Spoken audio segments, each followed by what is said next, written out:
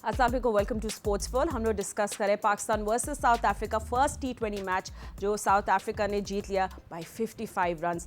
हमारे एनालिस्ट, हमारे एक्सपर्ट्स हमारे साथ हैं, सो ऑफ कोर्स हम इस पूरे मैच को डाइसेक्ट करेंगे। But you know, just have a look at the score card and let's first have a look. आप खुद डिसाइड करें, देखें क्या हुआ है। साउथ अफ्रीका ने बैटिंग करते हुए 194 रन्स बनाए, टॉप ऑर्डर ने उनकी फाउंडेशन रखी और लिंडे ने बेसिकली फिनिशिंग की। लिंडा पाकिस्तान का रिप्लाई बिल्कुल you know we saw it was very very flat, 139 पर ऑल आउट, वो भी 18 ओवर्स के अंदर। सो यस, बॉलिंग भी अच्छी की साउथ अफ्रीका ने and then of course those runs. And हम सब ये बात करें बाबर आजम, सलमान अली आगा क्यों फ्लॉप नजर आए। I have the questions but answers of course हमारे एक्सपर्ट्स देंगे। मेरे साथ मौजूद है क्रिकेट के Sikandar Bakht, thank you for joining us Siku. हमारे साथ है पाकिस्तान क्रिकेट टीम के former captain mister Rashid Latif and test cricketer Ahmed Shehzad. थोड़ा सा चले बैटिंग पे शुरू करते चले। सिको आपसे पहले कर लेते हैं। पावर प्ले का मैं अभी कॉन्ट्रास्ट देख रही थी दोनों का। साउथ अफ्रीका वो 89 for 2 आफ्टर 7 ओवर्स और पाकिस्तान 43 for 3 आफ्टर 7 ओवर्स। मतलब सेम फेज में डबल आउटपुट। देखो फातिमा, जितनी बायलैटरल सीरीज होती है ना, उसको जीतने में मज़ा आता है या कोई चैंपियनशिप? किसमें मज़ा आता है? मतलब आप एशिया कप जीतेंगे तो मज़ा आए, आप वर्ल्ड कप जीतेंगे तो मज़ा आए। तो जितनी बायलैटरल सीरीज़ होती हैं, ये तैयारी होती है वर्ल्ड कप की, एशिया कप की, चैंपियंस ट्रॉफी की, व्हाटएवर। तो आपको इस बायलैटरल सीरीज़ में घबराना नहीं चाहिए कि आप हार जाएंगे, डर जाएंगे। आप नए बच्चों को डाला था, समत को डाला था, आप डालें इसको अंदर, क्यों नहीं खिलाया आपने? आप अगर अभी नहीं ट्राई करेंगे, 3 महीने बाद वर्ल्ड कप है। ये मैं एडवाइस कर रहा हूँ उनको, टीम मैनेजमेंट को, भाई सोचो, जहन लगाओ। जब आपने उस्मान तारिक को क्यों रखा है? सिर्फ शोशा करने के लिए। 13 मैच हो गए, वसीम साहब को आपने एक गेंद नहीं कराई है। टीम के साथ हैं, सेंट्रल कॉन्ट्रैक्ट भी दिया हुआ है आपने, मगर आप खिला ही नहीं रहे। आप इन लड़कों को खिला दें ताकि इनका पोटेंशियल पता लगे। हमें बायलैटरल सीरीज़ जीतें हारें, आप कह दें कि जी हम सारे हार जाएं, वर्ल्ड कप जीत जाएं, ख़त्म। आपकी वाह है।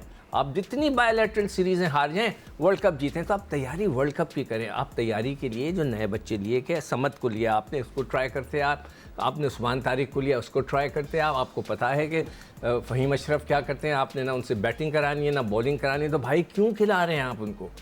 वो उन्होंने तो बिल्कुल कुछ नहीं किया। तो मैं ये समझता हूँ कि कल जो टीम मैनेजमेंट ने, एक तो टीम गलत खिलाई, उन्होंने 4 फास्ट बॉलर खिलाए, वो छा गए। हमने जो है 4 स्पिनर खिलाए, हमारे 4 स्पिनर्स ने बॉल कराई, हम बिल्कुल ही, हमारे बॉलिंग बिल्कुल ही इतनी मज़ेदार नहीं नज़र आई। तो हमने 2 गलतियाँ की हैं। नंबर 1 प्लेइंग 11, नंबर 2 हमने जो है जो टीम बनाई थी 11 की, वो सही नहीं बनाई थी। आप क्या कहते हैं राशिद भाई इस बारे में कि आपको भी टीम सिलेक्शन के ऊपर प्रॉब्लम है? टीम प्लेइंग 11 में तो है, लेकिन ये जो पूरी टीम बनी है 15 की 16 की जो भी, उसमें भी प्रॉब्लम है।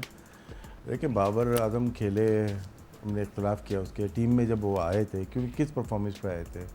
सलमान अली आगा फ्लॉप शो रहा उनका एशिया कप का, और वो भी टीम में नहीं आते। 2 प्लेयर तो आपके प्लेइंग 11 के टीम में नहीं आते।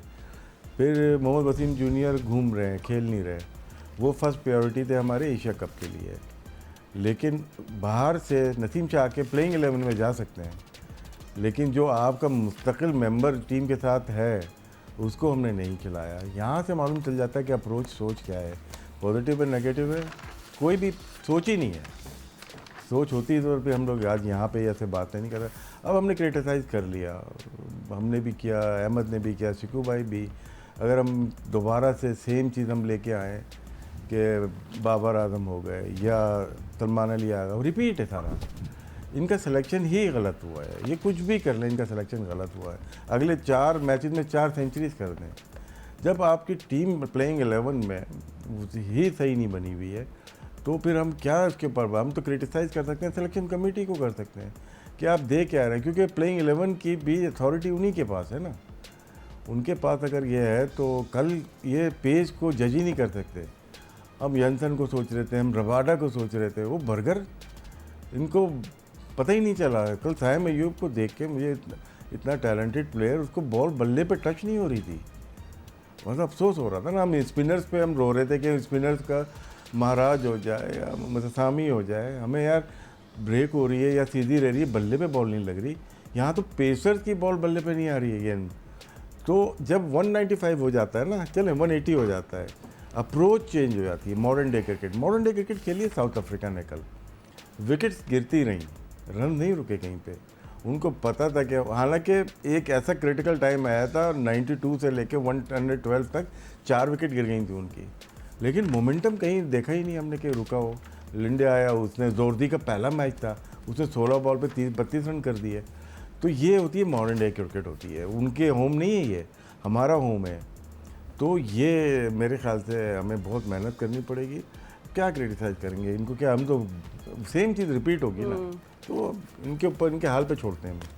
And you know बैटिंग की बात तो अहमद आई एम श्योर आप पूरी एनालिसिस करेंगे साथ साथ। शाहीन ने डेथ ओवर्स में जिस तरह बॉलिंग की, I mean that's something also we need to talk about it. Experience like him, थोड़ा आपको लगा उन्हें भी ओवर पिट किया length? I mean he was just there is something wrong with Shaheen's bowling this time round. मुझे थोड़ा I can't put point my finger at it. तो आपको क्या लगा कल डेथ ओवर्स में स्पेशली?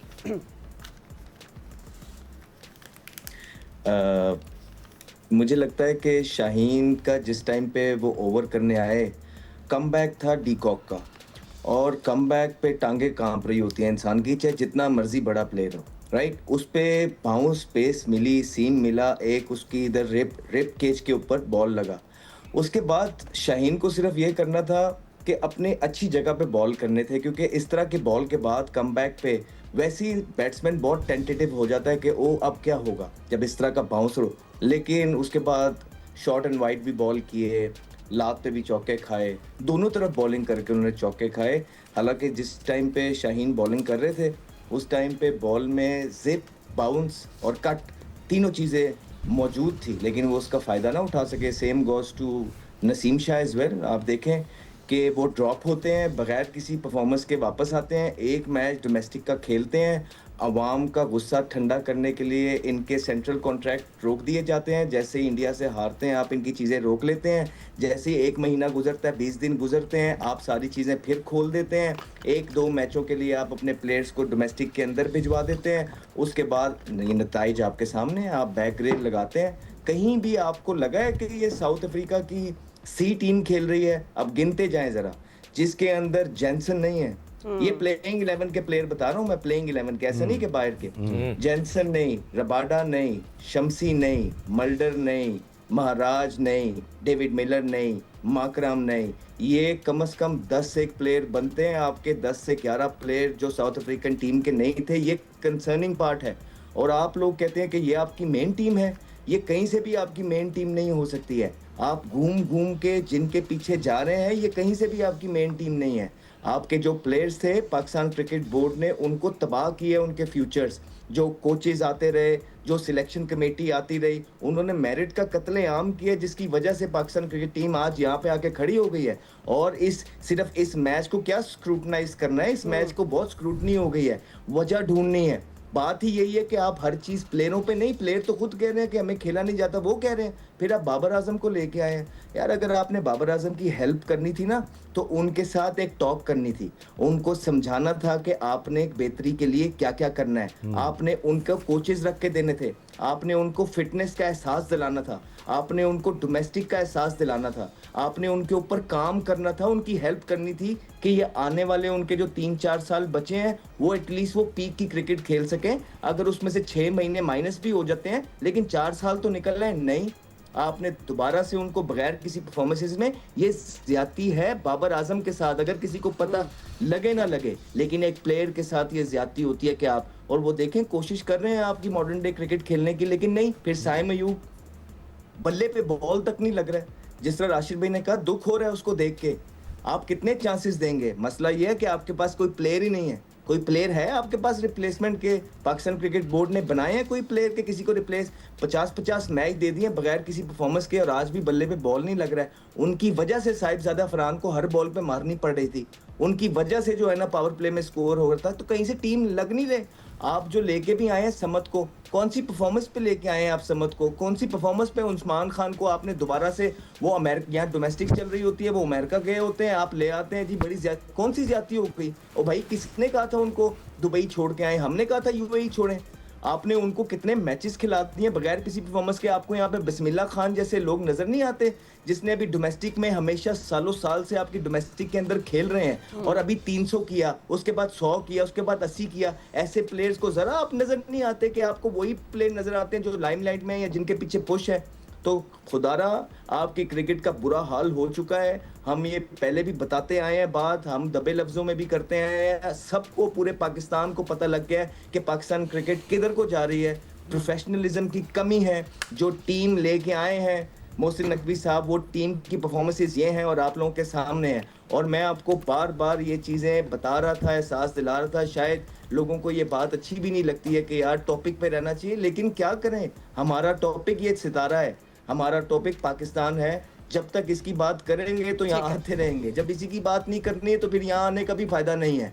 तो खुदारा मेरे हाथ जुड़े में उन लोगों से जो लोग ये डिसीजन मेकर हैं, जो लोग इन लोगों को लेके आए हैं कि नजर सानी कीजिए। बड़ी बेइज्जती हो रही है, दुनिया भर में लोग हंस रहे हैं आप पे। 12 प्लेयर नहीं है अगली टीम के और वन साइड मैच हरा के आपको जाते हैं। अब तो आपकी पूरी टीम खेल रही थी या कोई रह गया था? अब कोई है जूनियर जिसको आप क्रिटिसाइज कर दें? आप किस पे कैंपेन चलाएंगे? अब कैंपेन क्या चल रही होगी इस टाइम पे कि जी आपने बाबर आजम को खराब कर दिया, आपने फलाने प्लेन को खराब कर दिया, उसकी ये गेम नहीं है। तो भाई नहीं है गेम तो क्यों T20 में डाल रहे हो? हम भी तो कह रहे हैं कि ना टेस्ट में उनकी परफॉर्मेंस है ना T20 में, उनको वनडे तक महदूद रखें। नहीं, आपने डालना भी है। क्यों? ताकि आपकी फेस कवरिंग हो सके। अगर बाबर शाहीन टीम से जिनको आप पे इन्वेस्ट किया चले गए तो सर तोपों का रख तो पीसीबी पे है, लेकिन अभी भी तोपों का रख पीसीबी पे ही होना चाहिए। वो लोग जो कंटेंट क्रिएटर हैं, वो लोग जो क्रिकेट पे बात करते हैं और चीज़ों को समझते हैं, मैं उनसे दरख्वास्त करूंगा कि प्लेयरों की कोई गलती नहीं है। ये प्लेयर जबरदस्ती नहीं कहता कि हमें टीम के अंदर डालें। इट्स दोज जिन्होंने इनके टीम का ये हाल कर दिया है। प्लेयर पॉलिटिक्स बीच में लेके आए और आज पाकिस्तान के पास इस लेवल के प्लेयर नहीं है कि साउथ अफ्रीका की सी टीम को भी जो है ना टफ टाइम ही दे सकें। That's a sad story of Pakistan cricket. Bench पे बैठे हुए प्लेयर्स ने आपकी फुल फ्लेज टीम को बेसिकली शिकस्त दे दी। सिको, सलमान अली आगा की भी थोड़ी कुछ बात करते हैं। आई मीन उनके आपको मतलब खुद मैं देख रही थी, 1 ओवर उन्होंने डाला, 15 रन दिए। बॉलिंग रोटेशन, फील्ड प्लेसमेंट और ये सब प्लानिंग तो हमें दिख ही रहा था कल मिसिंग थी। But what did you see? इनको ना डायरेक्टर डोमेस्टिक क्रिकेट बना देना चाहिए, क्योंकि एक को तो हमने डायरेक्टर इंटरनेशनल क्रिकेट बना दिया है, तो ये भी डिजर्व करते हैं। इट्स अ गुड मगर आप कंटिन्यू कर ले। चले राशिद भाई, पर हम सिक्को से नहीं, जी देखो मैं ये समझा था कि जब ये कप्तान चेंज होने की बात हो रही थी कि हमारा वर्ल्ड कप आ रहा है T20 का, तो वनडे का जो है अभी तो बहुत दूर है, शायद 2027 में है, ठीक है ना, तो अभी काफ़ी टाइम है उसमें। तो हमें अभी जो कुछ करना है तो इस T20 वर्ल्ड कप के लिए करना है। तो मैं समझा था कि ये जो चेंज आ रहा है कप्तानी का, जो बातें चली थी, तो शाहीन को हम T20 का बनाएंगे कप्तान। और फिर कल क्या बैटिंग किया उसने, जिस तरह वो आउट हुआ है, इट्स वेरी डिसअपॉइंटिंग कि उन्होंने क्या किया। अब दूसरी चीज़ मैं बताऊँ कि आप ये मेरे साथ दूसरे क्रिकेटर्स भी बैठे हैं, हमने अपनी बॉलिंग देखी। मैं कोच साहब से पूछना चाहता हूँ, टीम मैनेजमेंट से पूछना चाहता हूँ, मैं कप्तान से पूछना चाहता हूँ कि ये आउटसाइड द ऑफ स्टंप इतनी गेंदें कराने का कोई तुक बनता था? आपने सारे रन्स, उनको फ्री हिट मिल रही थी, इसलिए वो यहाँ पे खड़े हुए थे। आउटसाइड द ऑफ स्टंप पे गेंदें मिल रही थी, वो यहाँ से आराम से खेल रहे थे। जहाँ उन्होंने चेंज किया, अंदर लेके आए तो उनको विकटें मिली। उन्होंने सारी गेंदें विकटों के दरमियान की, जो मिस होता था बोल्ड हो रहा था। हमने आउटसाइड ऑफ स्टंप 10-12 ओवर किए हैं, उठा के देख लें आप। जब शाहीन को छक्के पड़े हैं, उसके बाद उन्होंने चेंज किया और ऐसे इशारा किया कि भाई मैं अपना लाइन चेंज कर रहा हूँ। भाई आप कप्तान साहब मुझे ये बता दीजिए, कोच साहब बता दीजिए, ये आउटसाइड ऑफ स्टंप बॉल करने का कौन सा नया तरीका आ गया? मुझे तो समझ में नहीं आया कि आपकी स्टडी में बैठा देख रहा था, मैं कहा ये क्या कर रहे हैं? वाइट पे वाइट पे, और 12 आपने एक्स्ट्रा रन्स दिए, 2 ओवर उसका बनते हैं उससे, मगर आपने वाइट ज़्यादा किए हैं। आपने आउटसाइड ऑफ स्टंप पे अटैक, लाइन ऑफ अटैक आपका आउटसाइड ऑफ स्टंप बिल्कुल किनारे पे, एज पे, पता नहीं ये कोई नई तरकीब आई है। हमने देखे, मैं हमेशा कहता हूँ 6 ओवर के अंदर गेम ख़त्म हो जाता है। तो उन्होंने 6 ओवर में 74 रन किए, हमने 6 ओवर में 34 रन किए, 40 रन का फ़र्क आ गया। तो यही गेम खत्म हो गया था। मैं उसी वक्त समझ गया था कि अब हमने उनको पकड़ सकते। Now you don't need to watch the whole match, हाँ? हमारे एक्सपर्ट्स हमारे साथ मौजूद है, डोंट गो एनीवेयर। हम लोग और भी बात करेंगे बॉलिंग की, डिसिप्लिन, एंटी-टैक्टिक, जरा नजर डालेंगे after short break. Don't go anywhere. Welcome back after break. हम लोग डिस्कस करें साउथ अफ्रीका पाकिस्तान के फर्स्ट T20 मैच जो खेला गया था कल, तो उसके एनालिसिस अब हमारी बॉलिंग की तरफ आ गई है। एंड राशिद भाई, साउथ अफ्रीका ने देखिए 3 ओवर्स में 44 रन बना लिए। अब ये हमारे जो न्यू बॉलर्स है, इन लोगों ने क्या किया, मतलब उन लोगों ने क्यों सही तरह असेस नहीं किया, स्पेशली दे पेस और एडजस्टमेंट्स लेंथ में क्यों नहीं किया कुछ? देखिए, लेफ्ट हैंडर को प्रॉब्लम होती है शाहीन को, राइट हैंड को ज़रा बॉल अंदर आती है तो अच्छी जगह से वो जगह गैप बनता है, बोल्ड होते हैं या वो आउट करते हैं। इसीलिए बहुत ज़्यादा विकेट्स उनकी 21 या 22 से पहले ओवर में विकेट्स हैं उनकी वनडे इसमें T20 में। कल थोड़ा वाइड रही बॉल, जो कि सिक्कू भाई ने इंडिकेशन की है, उन्होंने राइटली की है। नसीम शाह भी थोड़ा सा, इनका एक्शन ऐसा है कि राइट हैंडर के लिए अंदर आनी चाहिए अच्छी, और वो अच्छी करते हुए हैं। लेफ्ट हैंडर की बड़ी विकेट्स होती हैं उनकी, एकदम से अचानक से उनको खिला देना, लेके आके एकदम डायरेक्ट मैच में लेके आना, ये थोड़ा सा उस प्लेयर के साथ नाइंसाफ़ी होती है जो आपके साथ मुसलसल टूर्स के ऊपर है और मैच नहीं खेल रहा। चलें, ये भी हो गया। लेकिन हम फास्ट बॉलर को देखते हैं कि स्विंग अगर नहीं हो रही तो फिर आप चेंज करते हो, वेरिएशन करते हैं, बाउंसर की ट्राई कर लेते हैं, थोड़ा पेस कम करते हैं, लेंथ को वेरी करते हैं। कुछ भी नज़र नहीं आया। और सिर्फ साइम अयूब को देखते हैं, उन्होंने 31 रन दिए, 23-24 शायद दिए हैं, नवाज़ ने दिए हैं, इन्होंने दोनों ने मिलके 57 रन 8 ओवर्स में दिए हैं। 7.12 की इनका इकॉनमी रेट होगी, 4 विकेट्स लिए हैं इन्होंने। बाकियों ने 132 रन दिए हैं 12 ओवर में, 134 रन दिए हैं 12 ओवर्स के अंदर। इसका मतलब है कि आप तो ज़्यादा में चले गए, तकरीबन 11 के उसके इकॉनमी रेट में चले गए होंगे जी। तो ये कंसर्न है हमारे साथ।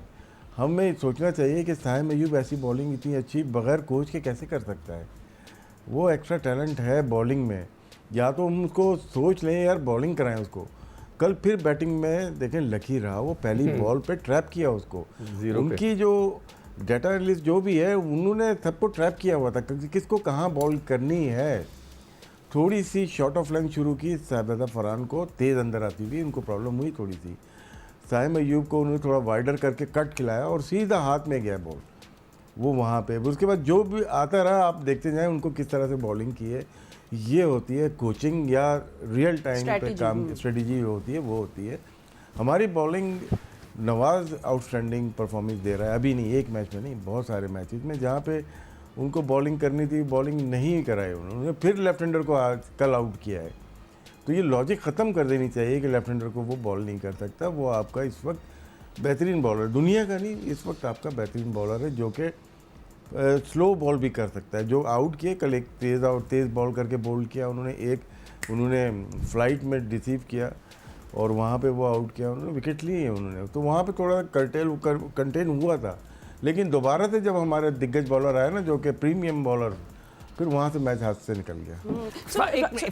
जब ये नवाज की बात करें ना, किसने ज़बरदस्त बॉल के 3 for 26, इंडिया से सेकंड मैच हुआ तो उसने 1 ओवर नहीं कराया। जी। क्यों पूछे आगा से? और जो सेकंड मैच था, जो फाइनल था, उसमें 1 ओवर कराया। अच्छा, राशिद भाई, इसी पे मैं पूछना चाहती क्या फिर हमें कंसिडरिंग वर्ल्ड कप है तो फिर हमें क्या अभी डेथ ओवर स्पेशलिस्ट को हमें भी अब डेवलप करना पड़ेगा? जैसे आपको देखा प्लेयर्स, जो अहमद बात कर रहा है, प्लेयर्स का फॉल्ट नहीं है। आपको जो खिला रहे हैं ना, आपकी पूरी कमांड जो है, जो प्रैक्टिस करा रहा है, जो खिला रहा है, स्ट्रेटजी प्लान कर रहा है, उनका बहुत बड़ा फॉल्ट नजर आ गया। दूसरा नहीं, जो जितनी भी कैंप है ना, पूरा भी आपका होता है ना, ये थिंक टैंक या जो भी है, नहीं, कोचिंग स्टाफ पूरा। अच्छा। ये एक, दूसरा जो सिलेक्शन कमेटी है, ये 2 का जोड़ लग रहा है टीम को बर्बादी तक लेके आने का। And Ahmed, exactly that what we talk about. Plan B नहीं होता हमारे पास कभी भी। आई मीन इट्स सो ए मिले तो बताइएगा। प्लान ए या प्लान बी, या जी अहमद, हम बॉलिंग की बात कर रहे थे कि आप कितने प्रीमियर बॉलर्स हैं, somehow they just never have a plan B। नहीं, प्लान बी होता है हमारा। जैसे ही एक टीम हारती है, दूसरे प्लेयर्स आ जाते हैं, वो हारते हैं तो पहले वाले आ जाते हैं। यही प्लान है, ये प्लान ए, ये प्लान बी। और तो कोई आपको प्लान नजर नहीं आ रहा है किसी भी चीज का, किसी भी किस्म का। आप देखिए, कैचेस आप छोड़ते हैं, कौन है आपके फील्डिंग कोच? कितने क्वालिफाइड है वो? कहाँ से उन्होंने कोर्सेज किए हुए हैं? आप देखें किस किस टाइम पे लंडे के कैच छूटे हैं। हर मैच की कहानी है। लेकिन और इतनी चीजें टीम में बुरी हैं कि फील्डिंग के अंदर इंसान जाता ही नहीं है। ठीक है, आपकी बॉलिंग देख लें, आपकी पिच रीडिंग देख लें, फिर आप कप्तानी की बात कर रहे हैं सलमान अली आगा की। मुझे बताएं कि सॉरी टू से बड़ा सपोर्ट किया हमने, लेकिन इस टीम के अंदर सबसे बड़ा जो टीम के ऊपर बर्डन है वो तो सलमान अली आगा लग रहे हैं। ना उनसे जो है ना बैटिंग होती है, बॉलिंग वो करना छोड़ गए हैं, छुप के निकल गए हैं नीचे से। उसके बाद अगर वो बॉलिंग नहीं करते हैं, आई एम रियली सॉरी। उनकी कप्तान वो होना चाहिए कि जो टीम को जेल रखे। पिछले दिनों आप देखें टीम जेल नजर आ रही थी, अभी कल के आर तो एक वहां खड़ा है, एक वहां खड़ा है, कैचेस आपके छूट रहे हैं, कोई चक्कर नहीं है। कप्तान बिल्कुल क्लूलेस है, फॉर्म उसकी लगी नहीं हुई है। 100 पता नहीं 12 का उनका स्ट्राइक रेट है। तो in today's day and word ये पाकिस्तान के कैप्टन है, और अगर ये नहीं तो कौन बनेंगे? सारे आपके एक तरह के हैं। मसला ये है। लेकिन इस टीम के अंदर आपका सलमान अली अगा सबसे बड़ी जो है ना लाइबिलिटी है पाकिस्तान टीम के ऊपर, और वो किसी को कुछ कह ही नहीं सकते। जब हम यही बात तो शान मसूद पे करते हैं कि उनकी अपनी एवरेज 30 की है, तो वो बाकियों को भी 30 पे डिफेंड करने लग गए हैं। तो यही हाल हो रहा है आपका यहाँ सलमान अली आगा का, क्योंकि अपनी उनकी परफॉर्मेंस कुछ नहीं है, कोई उनके पास इस तरह की एबिलिटी नहीं है कि वो अपनी प्लेस को जस्टिफाई कर सके, ना पावर हिटिंग है। फिर वो कर ये रहे हैं, उनकी वजह से हसन नवाज का करियर ज़ाया हो रहा है। हसन नवाज कभी भी नंबर 6 के प्लेयर नहीं है, वो हसन नवाज से ऊपर आते हैं। तो किस वजह? हसन नवाज की जो सारी परफॉर्मेंसेज उसने अभी की हैं पीएसएल के अंदर, वो नंबर 4 पे की हैं, जहाँ आगा खुद खेल रहा है। तो ना आगा कुछ कर रहे हैं, ऊपर से इतना ज़बरदस्त जो टैलेंट है आपके पास, जो कि स्ट्रॉन्ग शॉट्स खेल सकता है, लेकिन आप उसको नंबर 6 का आपने धड़ा टुल्ला बना दिया। सॉरी टू से, आपने उसको भी टुल्ला बना के रख दिया, एक हिटर धड़ा टाइप बना के रख दिया, जो कि एक प्रॉपर प्लेयर है, जिसको थोड़ा बहुत टाइम चाहिए होता है, जिसको बुरा बॉल मिलेगा तो वो ऑटोमेटिकली पनिश करेगा, लेकिन आपने उसको फोर्सफुली हिटर बना दिया। So this is what Pakistan team is all about at the moment. मैं फिर से बोलूँगा, कोई कसूर नहीं है किसी प्लेयर का, ये प्लेयर्स की एबिलिटी इतनी है। ये वो लोगों को लेके आए हैं जिन्होंने पाकिस्तान के साथ खेला है ओवर द ईयर्स, पिछले 8-10 सालों के अंदर। वो लोग लेके आए जिनके हाथ में 6-6, 7-7 साल से क्रिकेट थी। उन्होंने क्या बनाया, पाकिस्तान को क्या दे के गए, कितने ऑलराउंडर बनाए, कितने स्पिनर्स बनाए, कितना मिडिल ऑर्डर बनाया। वो कहाँ है सिलेक्शन कमेटी जिन्होंने सिलेक्शंस किए हैं? आप उनको हटा देते हैं बगैर अकाउंटेबिलिटी किए हुए। हालात आपके ये हैं कि जैसी क्रिटिसिज्म होता है, आप पाकिस्तान क्रिकेट बोर्ड से हटा के पीएसएल में लगा लेते हैं, लेकिन वो सारे काम वही कर रहे होते हैं जो है ना पाकिस्तान क्रिकेट बोर्ड के अंदर बैठ के भी लोगों की जॉब होती है। So stop playing with the emotions of people यार। पाकिस्तान क्रिकेट जो है एक इमोशन का नाम है, लोग इसके साथ जुड़ते हैं, आप जब मर्जी उठा के देख लें। लेकिन जब आपने ये हाल कर दिया पाकिस्तान के क्रिकेट का, कौन देखेगा? आप जाके बाहर गलियों कूचों में जाके पूछें तो सही, लोग क्या सोच रहे हैं क्रिकेट के बारे में, हम क्या तज्जिया करें। ओ भाई, हमने नहीं खेलना, ना ही हमें कोई जॉब चाहिए, आप करें, हम आपके पीछे हैं। लेकिन आप ये क्या कर रहे हैं? आप सी टियर साइड से जो है ना वन साइडेड मैच हारते हैं। Do you even care what's going on? और आपके धड़ों में बैठ के आज भी यही बातें हो रही हैं कि कोई गल नहीं, साढ़े तो पहले वाले ने की कीता है। और तो इम्प्रूवमेंट कौन करेगा? अगर आप एक दूसरे को ब्लेम करते जाएंगे तो पाकिस्तान टीम का क्या बनेगा? प्लीज, ठीक है, बिल्कुल ये डीपर इशू है, planning, captaincy, dressing room, everything मिला के। बट अब आप सेकंड T20 की बात कर लेते हैं राशिद भाई। हम अब इसको टीम को बैलेंस कैसे कर सकते हैं? बैलेंस देखिए ना, साइम अय्यूब अगर नहीं चल पा रहा था तो एक ओपनर हमें लेके आना चाहिए था। हसन नवाज को लेके आ जाते, उसको चांस कब देंगे? एक को हमने ज़ाया कर दिया क्योंकि हारिस को हम नंबर 7 पे ले गए। एक आपका कीपर चला गया, आपका ओपनिंग बैट्समैन चला गया, जिसको हमने डिफरेंट नंबर्स पे खिलाया। अब उस्मान को लेके आए, उस्मान कभी चलेगा कभी नहीं चलेगा, क्योंकि इतना ज़्यादा आसान नहीं है टीम के अंदर सेट होना। जो लाइफ में अपनी ओपन या वन डाउन करता हुआ है, अब उसको 5, 6, 7 नंबर पे हम समझते हैं स्पिनर्स पे अच्छा खेलता है। वो तो फ्लैट पिच पे टर्न, गीली बॉल पे स्टंप हो गया ना। अब इससे अंदाज़ा आप लगा सकते हैं कि बॉल नहीं देख के निकल रहे ये लोग, बॉल की पिच पे पहुँचे ही नहीं, दूर थी बॉल। तो ऐसे प्लेयर्स पे हमें चांस लेना पड़ रहा है। एक तो आपके ओपनिंग स्लॉट हारिस और ये नज़र आ रहे थे, हसन नवाज हमें नज़र आ रहे थे यार ओपनर है, इनको हमने टास्क दिया कि आपको मार के खेलना है। फिर साहबजादा फरहान हो गए थे। ये 3 ऐसे हैं कि जिनके बल्ले पे बॉल आ सकती है, बाकी बॉल ढूंढ रहे हैं, चाहे वो बाबर हो, चाहे वो फ़खर हो, चाहे वो अभी खेलने वाले साइम हो, नहीं आ रही उनके बैट के ऊपर बॉल। ये 40 मैच के बाद अगर एक 100 करके फिर हेडलाइन लगवा दें, वो हमें फ़ायदा नहीं होगा, इनको ज़ाती फ़ायदा होगा। तो इनको इम्प्रूवमेंट की ज़रूरत है। उस्मान तारिक को चांस ले लें जो कुछ है अभी, क्योंकि वो बॉलर ऐसा है, अगर तो इसका एक्शन बेहतर है वो आपको चेंज लेके आ सकता है। विकेट चाहिए ना मिडल में, वो विकेट लेके दे सकता है। उसका कॉम्बिनेशन एक बनाएं, उसको खिलाएं। अगर तो वो क्लियर है तो वर्ल्ड कप के लिए हो सकता है आपको अच्छा बॉलर मिल जाए। हमने सुफियान को तो छोड़ दिया, किसके चक्कर में छोड़ा हुआ है? कोई आएगा बाहर से आएगा, हम वेट कर रहे हैं उसका भी, वो कब आता है टीम में। देखो आपकी क्या टीम बैलेंस हो रही है कहीं? नहीं, मैं बैलेंस से जो ये बातें हो रही है ना, देखिए मैं दोबारा रिपीट कर देता हूँ कि जी वर्ल्ड कप आना है 3 महीने बाद जी। साउथ अफ्रीका ने 1 2 3 4 5 6 लड़के अपने नहीं लेके आया, मेन प्लेयर नए बच्चों को खिला दिया जो उनके नए हैं ताकि वो बन सकें। कप्तान भी बिल्कुल नया, मैंने कभी नाम भी नहीं सुना, बड़े कम उसने फर्स्ट क्लास मैच खेले। मेरी एडवाइस ये होगी अगले मैच के लिए कि जी आप ओपनर को आप बाबर से ओपन कराएं। बाबर सिर्फ और सिर्फ 4-5 ओवर गुजर जाएंगे ना, उसके बाद वो बैटिंग नहीं कर सकता। उसका स्टाइल ऑफ बैटिंग ही नहीं है। वो एक प्रॉपर बैट्समैन है जो कि सीधा सीधा टेस्ट क्रिकेट में कर सकता है। वो इस किस्म की हिटें विटें नहीं मार सकता ना। उसमें अभी देखें ना उसने क्या शॉट मारा है, यहाँ से उसने मिड विकेट खेलने चाह रहा था, गेंद पॉइंट पे चला गया, वो कैच आउट हो गया, कवर में चला गया। तो आप एक तो उसको ऊपर से चेंज करें, साइम को नीचे लाएं, एज अ बॉलर खिलाएं, वो बिल्कुल सही नहीं जा रहा। आप बाबर को ओपन कराएं, हसन को ऊपर लेके आएँ, जिस तरह के हसन नवाज़ की बात हो रही है उसको लें। मैं रिक्वेस्ट करूँगा आगा साहब, मैंने यहाँ बैठ के कहा था कि आपको कप्तान बनाएं, आपको खिलाएं T20 में। हो सकता है मेरी गलती हो, मेरी गलत चॉइस हो। अब now I will request you please come down. आप आके फंसा देते हो वहाँ पे। वो जो बात हो रही है, नया लड़का हसन नवाज़ को अब ऊपर भेज दें ताकि एक थोड़ा सा फ्लेयर तो आए इसमें। फ़हीम अशरफ को बिठाएं, समद को खिलाएं, वो जिस तरह उस्मान तारिक की बात है उसको खिलाएं। और खुदा के वास्ते वसीम को, जिसको आपने सेंट्रल कॉन्ट्रैक्ट मैंने अभी लिखा हुआ है, सुफियान को सेंट्रल कॉन्ट्रैक्ट मिला हुआ है, वो खेल नहीं रहा, टीम से बाहर है। उस्मान अपना वसीम जूनियर भी है उसमें, हुसैन तलत भी है, सलमान मिर्ज़ा भी है, खुर्रम शहजाद भी है। ये लोग पता नहीं इनको सेंट्रल कॉन्ट्रैक्ट, घर बैठे पैसे मिल रहे हैं मगर पाकिस्तान से नहीं खेल सकते। ये किस किस्म के सेंट्रल कॉन्ट्रैक्ट है सर, आप मुझे बता दें। तो मैं ये कहूँगा कि फास्ट बॉलर उसके नसीम शाह की जगह आप उसको वसीम को लेकर आएँ, देखें वो क्या करता है। और आप उसकी जगह फ़हीम अशरफ की जगह लेकर आएँ, वो जो स्पिनर है उस्मान तारिक को खिलाएं, या इब्रार की जगह खिला के देख लें।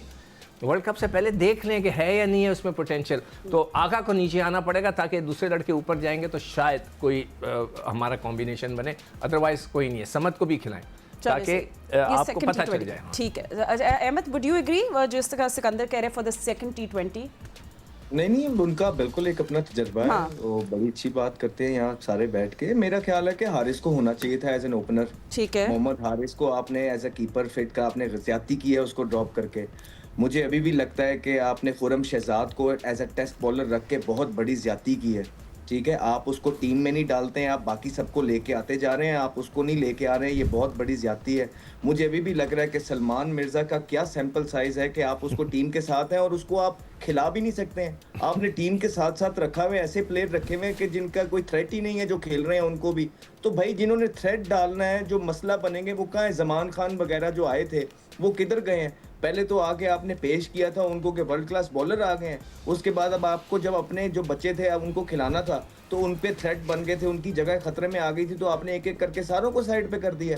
तो ये अपने मकफाते अमल है पाकिस्तान टीम का। इस टाइम पे आप जो मर्जी कर लें, मुझे नहीं कुछ होता हुआ नजर आ रहा है। ठीक है, हाँ पिछले दिनों के अंदर कोई चीज़ें बेहतर डगर पे ज़रूर चल रही थी, लेकिन वो अब बार बार ऐसा नहीं होगा। अब आप दोबारा से अगर वो स्ट्रेटजी अपना भी लेंगे तो लोग अब आपको सपोर्ट नहीं करेंगे, क्योंकि आप बना बनाया एक चीज़ ख़राब करते हैं। एक चीज़ को बनने के लिए टाइम लगता है। आप 4 महीने के लिए 3 महीने के लिए एक चीज़ बनाते हैं, उसके बाद आके वो चीज़ तोड़ते हैं, दूसरा कराते हैं। हर सेटअप को टाइम लगता है स्टेबल होने के लिए। आप क्या कोई हिंद सिंध में तो नहीं है कि आपके हाथ में जादू की छड़ी आप ठीक कर देंगे। Sorry, this Pakistan Cricket Board and its management and the think tank actually ruined the entire combination of the Pakistan cricket team, जिसको अब दोबारा बनाने के लिए कोई बहुत आइंस्टाइन की जरूरत है, और हम आइंस्टाइन नहीं है, हम नॉर्मल लोग हैं। No way not. एक चीज ये खुर्रम शहजाद की बात कर रहे हैं ना, जब उसकी बात की जाए तो कहते हैं नहीं, he is a test cricketer. Siku भाई आपने कहाँ बात की थी? मतलब लोगों से पूछता रहता हूँ ना। अच्छा, हाँ ओके। अच्छा, ये किधर है? नहीं, he is a test cricketer. Okay, हम लोग जब टेस्ट आया, नहीं जब टेस्ट आया तो उसको खिलाया ही नहीं। नहीं ठीक है, बिल्कुल बात सही की है अहमद ने कि खुर्रम शहजाद ऐसा बॉलर है। मीर हमजा था, ये तो बुरे बॉलर थोड़ी है। मीर हमजा नहीं खेल रहा फर्स्ट क्लास क्रिकेट राशिद, खेल रहा, पहला मैच खेला है वो, मैंने देखा था। सही कर रहा है, नहीं खेल रहा तो उसके साथ आप कर क्या रहे हैं? सारी जिंदगी उसने पाकिस्तान की क्रिकेट को दे दी है। डोमेस्टिक के प्लेयर्स के साथ आप ट्रीट कैसा करते हैं? आप दो डोमेस्टिक के मैच से सलमान को जब लेके आएंगे तो उसका दिल नहीं टूटेगा। जब आप बगैर लोगों को ड्रॉप करेंगे, बुरी परफॉर्मेंस पे नसीम शाह जैसों को, और बगैर परफॉर्मेंस के वापस लेके आएंगे, तो क्या उस प्लेयर का दिल नहीं टूटेगा जिसने 15 साल डोमेस्टिक क्रिकेट को दे दिया है? अपनी फिटनेस का भी ख्याल क्यों खेले? वो अच्छा कर रहे, नहीं खेल रहा, बाकियों को भी चाहिए कि नहीं खेले। राशिद भाई प्लीज कंटिन्यू। हाँ नहीं, मीर हमजा को पहला मैच इस्लामाबाद में था, अच्छी लंबी बॉलिंग की 30-32 ओवर की, उसके बाद इतना फॉलो नहीं किया उनकी बॉलिंग को। बैट्समैन का देख रहा हूँ डोमेस्टिक में बड़ी सेंचुरीज बन रही है, उसमें मैंने लिखा भी था बॉल का इशू लग रहा है कि ख़राब नहीं है लेकिन लग रहा है नरम बॉल है, वरना इस वेदर में पंजाब में मैचेस अगर हों तो 4 दिन नहीं चलते, ड्रॉ नहीं होते मैचेस, 3 दिन में डिसाइड हो जाता है। और ड्यूक की बॉल अभी डिसाइड करना है कि इम्पोर्ट बॉल है या लोकल बॉल है। 27,000 की आपकी ये बॉल है, कोकोपुरा 59,000 की ये बॉल है, ये 100% ड्यूटी पे तो हमें सस्ती क्यों मिल रही है? इसको पीसीबी को देखना चाहिए कि अंडर वैल्यू तो नहीं हो रही कहीं। चले पाकिस्तान के गेम प्लान और एग्जीक्यूशन के बारे में हमने बात किया था। Let's hope for good and better results in second T20 match. हम आपको अपडेट्स देते रहेंगे। अभी फिलहाल इतना ही वक्त है। Thank you so much to our experts. अल्लाह हाफिज़।